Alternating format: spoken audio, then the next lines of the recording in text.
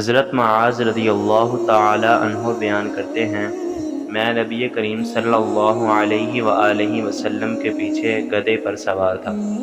میرے اور آپ صلی اللہ علیہ وآلہ وسلم کے درمیان صرف پالان کی ایک لکڑی تھی۔ آپ صلی اللہ علیہ وآلہ وسلم نے فرمایا، معاذ، کیا تم جانتے ہو کہ اللہ کا اپنے بندوں پر کیا حق ہے؟ میں نے عرض کیا، اللہ اور اس کے رسول بہتر جانتے ہیں۔ آپ صلی اللہ علیہ وآلہ وسلم نے فرمایا، اللہ کا بندوں پر یہ حق ہے کہ وہ اس کی عبادت کریں اور اس کے ساتھ کسی کو شریک نہ بنائیں، اور بندوں کا اللہ پر یہ حق ہے کہ وہ اس شخص کو عذاب نہ دے جو اس کے ساتھ کسی قسم کا شرک نہ کرتا ہو۔ میں نے عرض کیا، اللہ کے رسول، کیا میں لوگوں کو اس کی بشارت نہ دوں؟ آپ صلی اللہ علیہ وآلہ وسلم نے فرمایا، انہیں بشارت نہ دو ورنہ اس بات پر توکل کر لیں گے